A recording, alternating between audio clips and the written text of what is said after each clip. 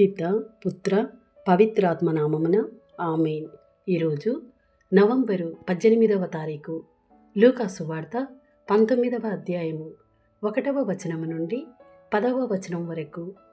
యేసు యెరికో పట్టణమున ప్రవేశించి దాని గుండా వెళ్ళుచుండెను.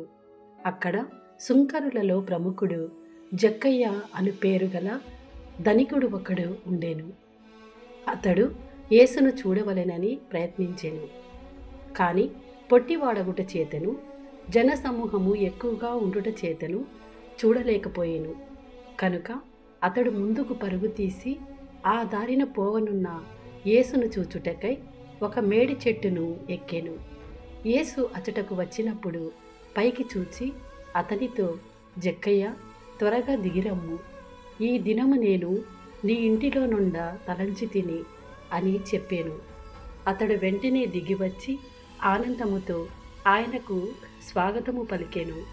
ఇది చూచిన వారందరూ, ఈయన పాపి యొద్దకు అతిథిగా వెళ్ళెను అని సనుగుకొనసాగిరి.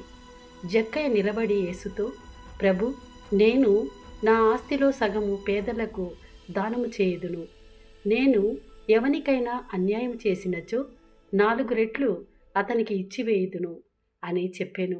అందుకు యేసు, నేడు ఈ ఇంటికి రక్షణ వచ్చినది. ఏరన ఇతడు కూడా అబ్రహాము కుమారుడే. మనుష్య కుమారుడు తప్పిపోయిన దానిని వెదకి రక్షించుటకు వచ్చి ఉన్నాడు అని అతనితో చెప్పెను. ఇది ప్రభుని వాక్కు. సర్వేశ్వరునికి వందనములు.